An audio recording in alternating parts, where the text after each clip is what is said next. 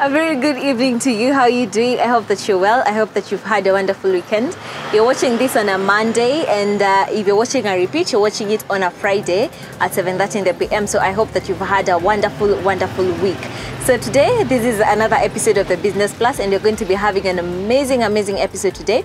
We're focusing on a very unique business. So we said here, we give you business ideas, whatever you love doing, we give you an idea on how to actualize it and actually make money from that. Now, before you even start, tuko kando ya barabara, so ukisikia kelele, just know that we're just beside the highway. Now, today we're bringing you this episode from Nairobi, and we're talking about vertical farming. So the first time I mentioned vertical farming, niliulizwa wanapanda mimea ikienda juu, like mahindi, and they said miwa. So I know most of the people probably don't really know about vertical farming, but this is a business that you can engage in and it can give you money. So today we're talking to Fred, and Fred Mwithiga is one who alijua there's a niche that he can get into, aliona a gap in the society, and he decided to do the thing. What we always tell you to do each and every time, to get into the market and make sure that you make money from the gap that you see in the market. Now today we'll be talking about vertical farming. Tutakuwa tunawaambia hiyo ni nini and how you get into the business and actually make money from it. So Fred? Hi, pleasure. Hi. Thank you so much for having us today. Thank you. Yeah, probably people are wondering, vertical farming, what exactly is this? But even before we get into the whole topic, just introduce yourself, then you can start. So my name is Fred Mwithiga. I'm the co-founder of Vertical Gardens. We are a company that specializes in converting small spaces into edible gardens and making existing gardens develop more value by growing vertically. Now, by growing vertically, what exactly do you mean? So, just exactly what vertically means, growing up. My cousin and I founded this business with my cousin, who's also called Fred. And when the COVID pandemic had just hit, our first thought was, there's a lockdown, how are people in apartments going to grow their own food? Considering the only outside space you have is a balcony. How do you make the most of that balcony to grow, your dania, your spring onion, your spinach? And so we designed our own systems that would allow you on a very small space to take advantage of, the space we rarely use, which is the air that we have vertically. So we designed systems that fit in balconies and enable people, whether you're living alone or you have a family, you're able to grow your herbs, your spinach, and recycle the irrigation water as well. So basically from going up. So si kupanda mahindi na miwa, it's actually growing whatever you can grow, but no vertically. Okay. Now the biggest problem we always have with bringing a new business or bringing in a new idea is how people are going to take in the idea and actually embrace it. So how was it for you while you started the idea before Atatuende Mbali? It was interesting because when we started, we thought it would be a small thing and pick up gradually. But funny enough, when we started and launched, it was amazing because the people who were meeting, our customers, were like, "I've been looking for a solution like this." So it was, I guess, perfect timing. And it was interesting to figure out that people are actually in need of this solution. And so naturally we just grew from there, from working with people who live in apartments to small-scale commercial farmers. So it's been an interesting process and quite enjoyable. So people actually embraced it. Oh yeah. That's good news to a business person. So what are the benefits of vertical farming as compared to the normal farming that you know? Okay. So how we look at vertical farming is more or less how people look at single homes versus apartments. So if you're living on an eighth or let's say a quarter an acre, you're going to have one house, for example. But if you build apartments, you can have more houses, more tenants. And that's how we looked at vertical farming. Instead of just planting on the ground, if you build this infrastructure that allows you to go higher, you're able to get more crop from that per square meter. So that was the thinking we created the business around. So because we're going up, so one, you have more crop output per square meter. That ultimately increases the value of your land or the space that you're occupying. Two, because we're not using soil, that's another thing, we don't use red soil. We replace red soil with, it's called pumice. Pumice is volcanic rock. Ah, okay. So this changes things because now we're able to recycle or harvest any excess irrigation water. So how do you recycle it? So we have our own methods that yes. we've designed for ourselves. Okay. But just on a basic principle, when you water, plants in soil, Yeah. not all that water is used by the plant. Some of it evaporates, some of it just runs off, Yeah. some of it is lost. And our systems are designed in a way where we don't want to let excess water go to waste. Yeah. So by virtue of growing vertically, our systems allow us for any excess water to flow back into the system, into our irrigation tanks. Okay. So whatever you'd have lost, whether through evaporation or just runoff, you're able to use again. Amazing, amazing. So, so apart from you're able to recycle the water? Oh yeah, so you're able to recycle the water because again, we're not using soil. We eliminate soil-borne diseases and soil-based pests. So whatever bacteria you might find in soil, the pumice that we use after we treat it means there's no pests in it. Yeah. And that's a much better experience as a farmer because you don't want to plant something in soil and then for some reason you don't even understand, just finding the plant dying, and that's because of either pests in the soil or diseases in the soil. So you treat the soil? They are volcanic. Yes, yeah. But because it's in its own rocky nature, so naturally nothing is going to grow in it unless you fed nutrient-rich irrigation water. Okay. And because of that, they're not going to be any pests or any bacteria within it, or no weeds again. So you cut out the weeding process. You spend way less on pesticides, especially the ones affecting the soil. Okay. So for us, it's how do we make farming more effective and more efficient and more interesting, because I can imagine you're farming, but you don't have to deal with the weeds. You don't have to deal with the pests. Then you get more outputs in a very small land. So I think that's even more interesting for the farmers. Oh yeah. So you mentioned the onions, you mentioned dahlias. So what are the kinds of crops that you can grow in the vertical farming or the vertical gardens? Okay, so you can grow tomatoes, you can grow your ho-hos, you can grow even butternut, pumpkin, watermelon. That big? That big. Okay. You can literally, as long as you can think of it, you can grow it. We also do garlic, we also do ginger, all sorts of herbs, you're able to grow them. So you're not really limited. You can actually grow maize and beans, but we don't advocate for that because maize is such a land-intensive crop. And if you grow vertically and how tall also maize becomes, it won't make so much sense commercially. It'll be very expensive to do. So we focus more on the high value crops, especially the ones that you can start, as areas small as your balcony. And I love that you're talking about the balcony, because at least balcony, most of the people in Hawana Shamba on a balcony. Because if you're living in an apartment, it means that you can get like a small space to do the vertical gardens. And also for you at home, if you want to maybe start selling potatoes, tomatoes, you've said potatoes as well. Even potatoes. If you want to start selling onions, maybe this is something that you can get into and make a business for yourself. No, I pair business ideas, because this is business class and this is where you make money. And let's now talk about getting those clients, getting people that they are interested in what you're doing. How do you get them? Is it through referrals, or how do you go about it? So our biggest driver of clients is through social media and through referrals. Referrals are the best because it's someone telling their friend that I use this product and it worked really well for me. Go ahead and use them. So it's been referrals and a lot of repeat business from existing clients who either start with something small and then go on expanding or venture into new projects as well. Okay. Now I want us to go for a very short break so that you can get the business 101, the business tips. Then we'll be coming right back, because I need you to get the tips and know what you're supposed to do for your business to grow if you are looking forward to venture into such a business. Now, we've said business is more than meets the eye, and you have to just know what are you interested in. We'll be getting to that, what pushed him to start such a business, because it's very rare, and I don't think watu wenye wapendi kulima they'd get into such a business. So I'd want to hear about that. But in the meantime, let's get into the business 101.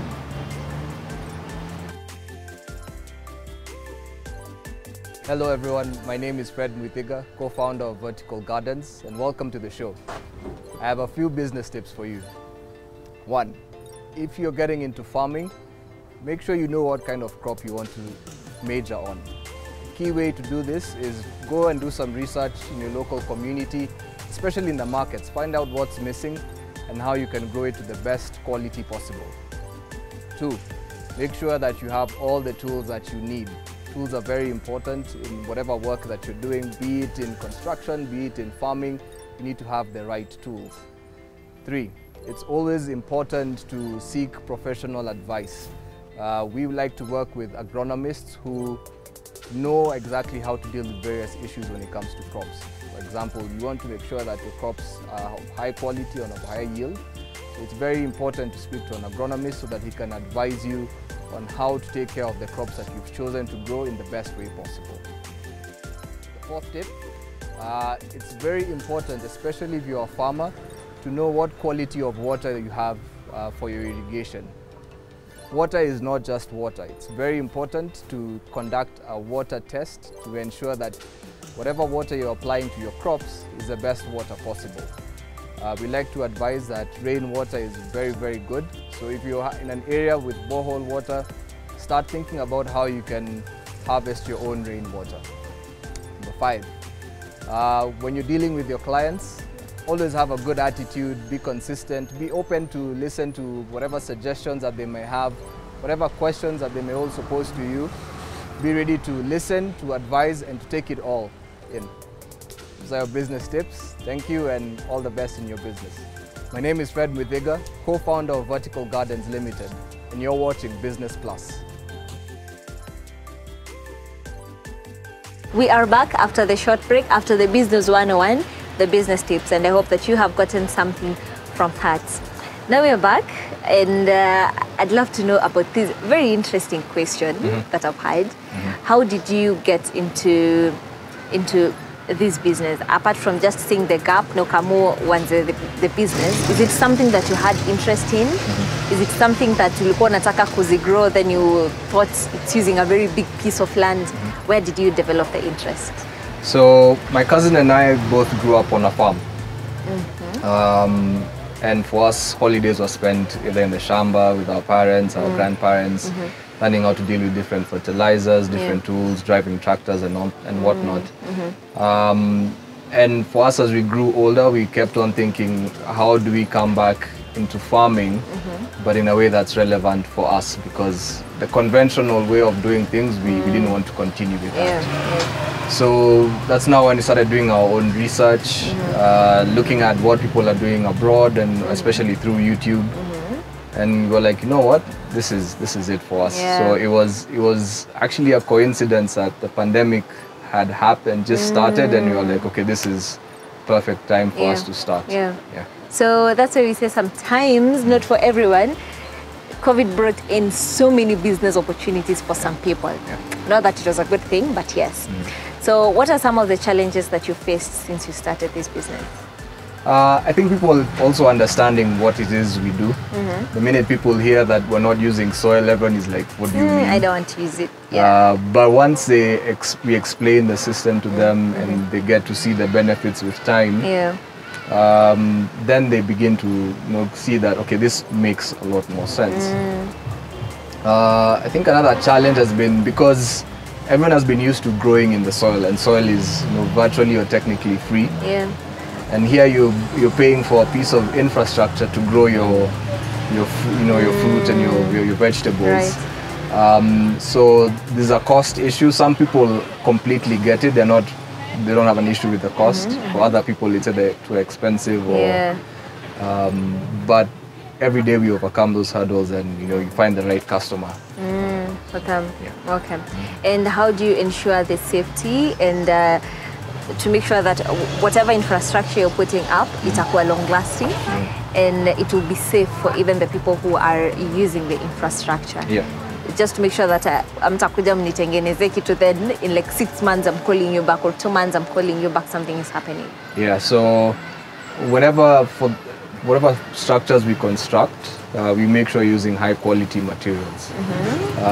There are other people who are doing vertical farming, but based on what materials they use, they make it very affordable. And you know, cheap becomes expensive, Very expensive. in the long run. Yeah. So we would rather use high quality materials and not cut any corners when we're building our products, so that in the end people know that this is going to last them a lifetime. Yeah. That being said, not everything is 100% perfect. There are some components that we install that are mechanical, so like a pump, for example.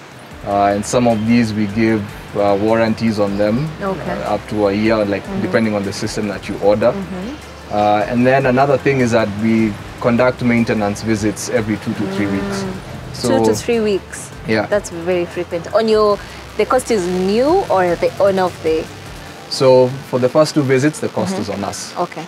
So that we make sure you've come to grip with the system, you know how to work through it. Then afterwards, it's on you. Okay. Yeah. So you train them how to use them? Yes. Okay. And before we even came to know about vertical farming, people were doing kitchen gardens for the people who don't have a big piece of land, ama hata kwa balcony, and people are just stocking the soil, alafu wanapanda hapo whatever they want to grow. Yeah. So is it kind of the same thing? And would you encourage people to continue doing that? Or because you're already in the vertical farming, you'd advise for the vertical gardens? Okay. It's an interesting question. So when we designed our systems, especially the apartment ones, the idea was if you're moving or you need to move house today, you need to move with everything. And it needs to be as fast and not a cumbersome process. Yeah. And for us, mobility was a big factor. Our systems are easy to take apart and to set up. Okay. So that was a big, that's another big advantage we have over conventional, or like you see these tiered gardens. So those tiered gardens are good. Yes, they are vertical in sense. Kind of vertical. Yeah. Or even like the ones with sacks.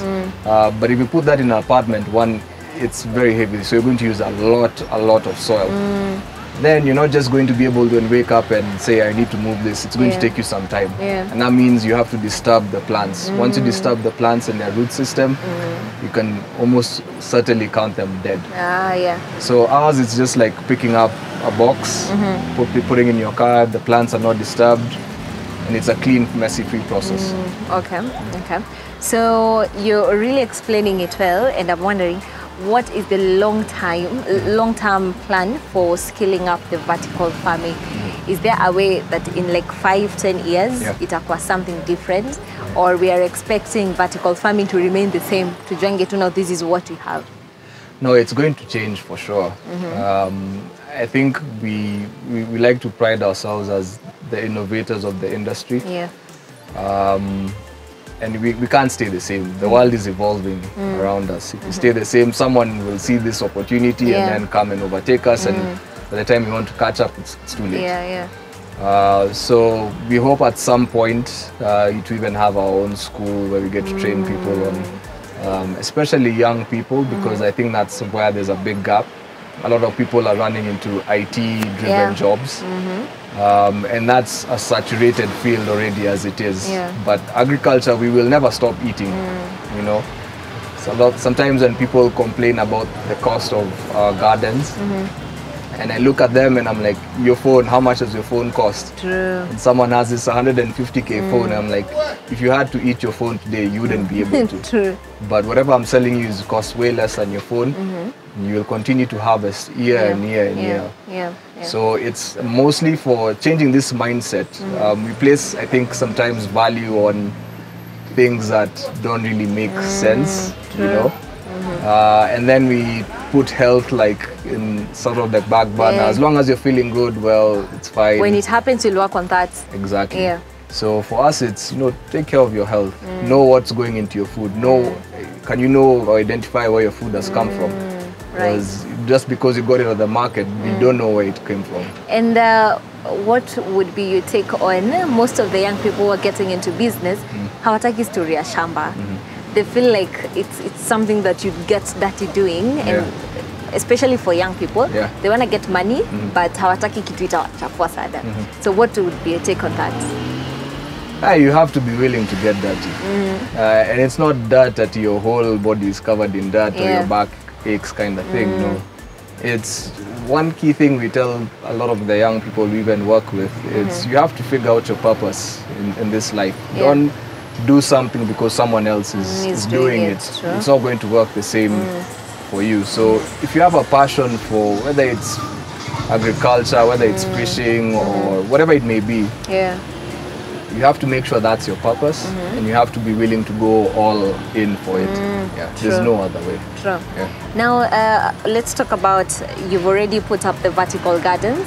So do you now let them decide what they want to plant for themselves, or you go ahead to even tell them what's the best thing to plant and maybe get the seeds for them and help them plant? Do you offer such? Yeah, so actually how it works is when, say, a customer calls us and says they want to grow for their home or they want to grow for commercial purposes. So say it's for their home, if they're living in an apartment, then we already know what systems are designed for the apartments. Oh, it's different. Yes. Okay. Not to say that they can't apply anywhere else, but we take in what's the word? We take into mind the space that they have available. Okay. So we identify what are the immediate needs. In an apartment, it's very difficult to grow all your crop needs. So say you want to focus on your vegetables. Yeah. So you tell us what vegetables do you prefer. Some people want to grow traditional greens. Yeah. It's completely fine. Some want to focus on, different types of lettuce for their salads. Some want to Yeah. grow just herbs. Some just want to grow strawberries. And then once we've agreed on what they want to grow, then we come with everything. So the garden, the growing media, so the pumice. We give them nutrients as well, and we also bring for them seedlings.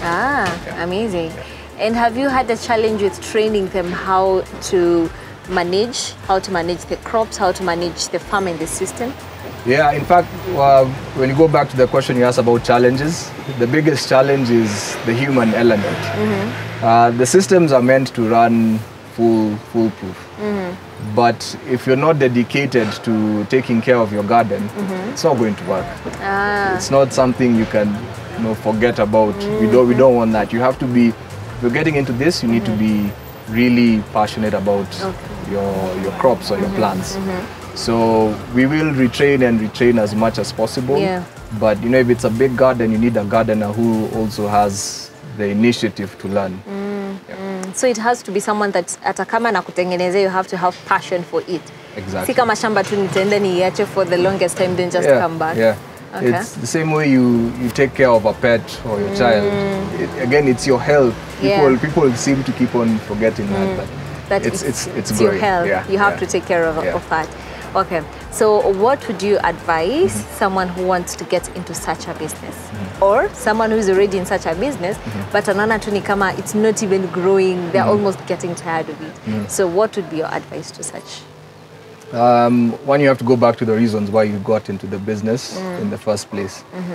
And you have to know that things don't just happen at a snap. Yeah. Things take time. There's a process, and you have to learn things, not just about business, but also about yourself. Yeah. You have to look back and be like, okay, what behaviors or characteristics about myself are holding me back in growing in business? Yeah. And most of the times you find it's actually things you're in control of.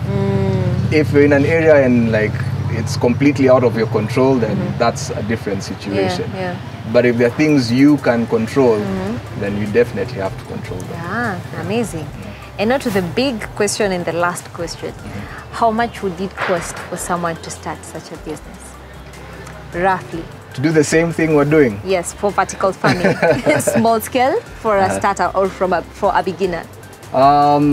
So I'd say if you want to do it for your home, your balconies prices start at like 7K for our systems. Okay.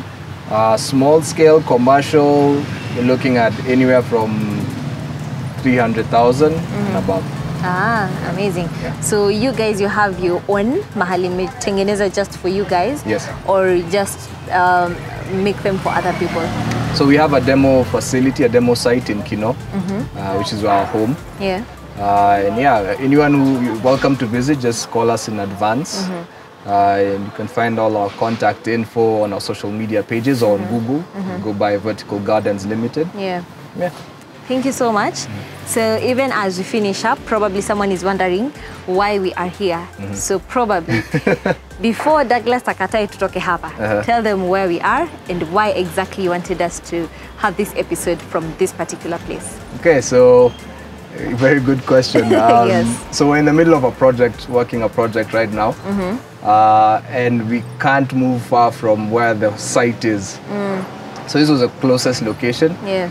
It's a location I really enjoy because we come here and we also source some of our plants from the vendors here. Yeah. So it's a very beautiful space. If you're looking for house plants or just plants for your garden, flowers in general, come to the Westlands roundabout just opposite Sarit on the Lower Kabete Road. Ah, amazing. And also you can get the flowers if you want the vertical gardens to plant your flowers. This could also be a very good place for you to get your flowers. Na kama pia unataka kuuza, your business people, I'm giving you business ideas. If you want to sell, this would also be a very good place for you to come and source your flowers. So this has been the Business Plus. My name is Rachel Kahogo. Thank you so much for tuning in. I know that you've gotten a business idea. So kama unapenda farming, remember we've said that it has to start with passion and discipline. So kama unapenda farming and you'd want to do this, now you have an idea of how you can start your own business. We'll see you next week, same time in the Business Plus. Till then, bye-bye.